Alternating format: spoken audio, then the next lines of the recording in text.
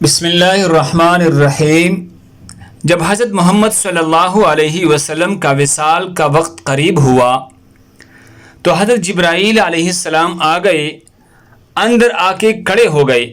آپ صلی اللہ علیہ وسلم نے فرمایا کیا بات ہے؟ حضرت جبرائیل علیہ السلام نے عرض کی کہ ملک الموت دروازے پہ کھڑا ہے، اندر آنے کی اجازت مانگ رہا ہے۔ جہاں موت پوچھ کی جائے وہ کیا دربار ہے؟ آپ صلی اللہ علیہ وسلم نے فرمایا اسے اندر آنے دو۔ تو ملک الموت اندر آئے اور عرض کیا السلام علیکہ یا رسول اللہ۔ پھر کہنے لگی میں نے آج تک کسی کو سلام نہیں کیا۔ آپ صلی اللہ علیہ وسلم پہلی ہستی ہے جنہیں میں سلام کر رہا ہوں، اور پہلی دفعہ ایسا ہوا ہے کہ اللہ رب العزت نے خود فرمایا کہ پوچھ کر اندر جانا، بغیر پوچھے نہ جانے۔ اجازت ملی تو اندر جانا، اور دیکھو یہاں موت بھی باادب کڑی ہوئی ہے، جس نے سکندر کی روح بھی قبض کی۔ چنگیز کی بھی دنیا میں 4 بڑے فاتح گزرے ہیں، 2 مسلمان 2 کافر، تیمور اور محمود مسلم چنگیز اور سکندر غیر مسلم سب کی روح قبض کی، اور یہاں ملک الموت کھڑا ہوا ہے۔ اجازت طلب کرنے کے لیے جب اجازت ملی تو اندر آئی، سلام کیا، پھر اگلی بات کی یا رسول اللہ صلی اللہ علیہ وسلم فرما رہے تھے اگر میرے حبیب آنا چاہے تو لے آنا، اور اگر رہنا چاہے تو چھوڑ کے واپس آ جانا۔ آپ صلی اللہ علیہ وسلم نے فرمایا اگر میں اجازت دے دو تو پھر میرے جان نکالو گے؟ کہا جی ہاں نکالوں گا۔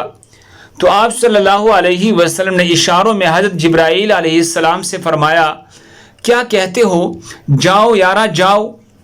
تو حضرت جبرائیل علیہ السلام نے عرض کیا یا رسول اللہ صلی اللہ علیہ وسلم، اللہ آپ کی ملاقات کے شوق میں ہے۔ تو آپ صلی اللہ علیہ وسلم نے کہا جبرائیل واپس جاؤ، اللہ سے پوچھ کے آؤ میرے بعد میری امت کے ساتھ کیا کرے گا۔ میں پھر جواب دیتا ہوں یہ سوال نہ اٹھتا تو شاید آج ہم بھی بندر خنزیر بنے ہوتے۔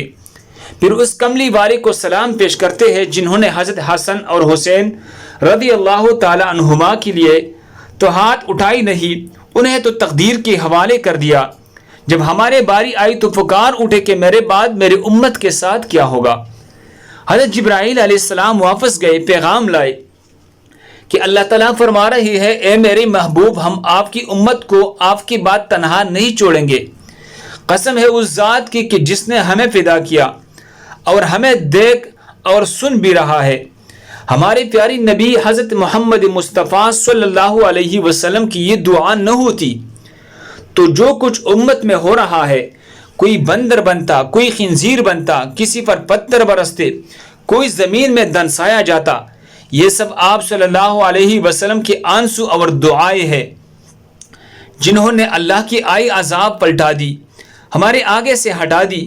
جب آپ صلی اللہ علیہ وسلم سے پوچھا گیا اور آپ صلی اللہ علیہ وسلم نے ملک الموت کو اجازت دے دی تو آپ صلی اللہ علیہ وسلم کی وصیت کی آخری 2 لفظ جس میں آپ صلی اللہ علیہ وسلم نے اپنی 23 برس کی محنت کو نچوڑ کے ڈال دیا۔ 23 کے دو آپ صلی اللہ علیہ وسلم نے کہا میرے امت کو کہنا نماز نہ چھوڑنا۔ اگلی بات اس سے بھی زیادہ مشکل فرمائی کہ غریبوں پر رحم کرنا، میرے امت کے نوکر ملازم غلام پھنسا ہوا بے بس مسکین طبقہ ان پر رحم کرنا، فرعون نہ بننا۔ اور پھر اس کے بعد کہا اے اللہ مجھے اپنے پاس بلا لے۔ اور حضرت عائشہ رضی اللہ تعالیٰ عنہا کائنات کی واحد خاتون ہے جن کے سینے پر سر رکھ کے کسی نبی نے جان دی ہو۔ حضرت عائشہ صدیقہ رضی اللہ عنہا بیٹھی ہوئی تھی اور آپ صلی اللہ علیہ وسلم کا سر حضرت عائشہ کے سینے پر تھا۔ جب آپ صلی اللہ علیہ وسلم کی آنکھیں بند ہو گئی تو حضرت عائشہ رضی اللہ عنہا کی چیخ نکلی، باہر آواز گئی۔ ازواج مطہرات روتی ہوئی اندر آئی۔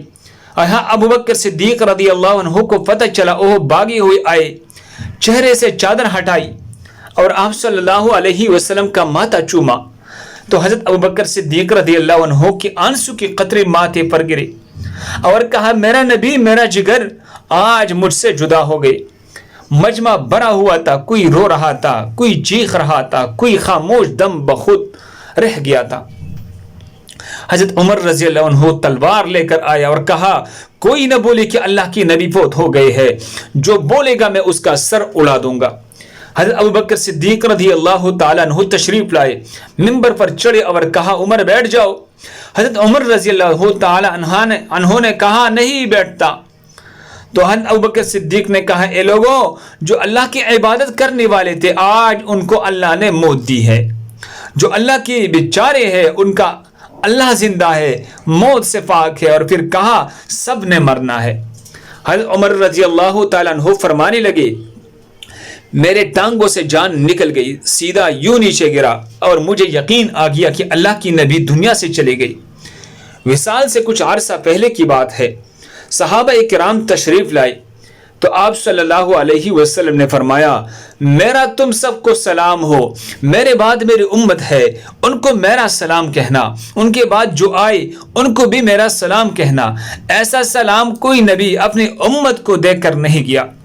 حضرت انس رضی اللہ تعالیٰ عنہ نے پوچھا یا رسول اللہ صلی اللہ علیہ وسلم آپ کو غسل، کہا میرے اہل بیت، پھر کہا آپ کو کفن کون دے گا، کہا میرے اہل بیت، کہا آپ کو قبر مبارک میں کون اتارے گا، کہا میرے اہل بیت، کہا آپ کا جنازہ کون پڑھے گا۔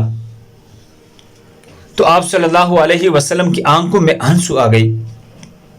آپ نے فرمایا جب مجھے غسل دے دو، کفن پہنا دو تو سب باہر چلے جانا، سب سے پہلے میرا اللہ اپنی رحمت مجھ پر نازل فرمائے گا، اس کے بعد جبرائیل اور میکائیل آ کر میرے لیے دعا کرے گی، پھر ساتوں آسمان کی فرشتے آئے گی اور وہ میرے لیے دعا کرے گی۔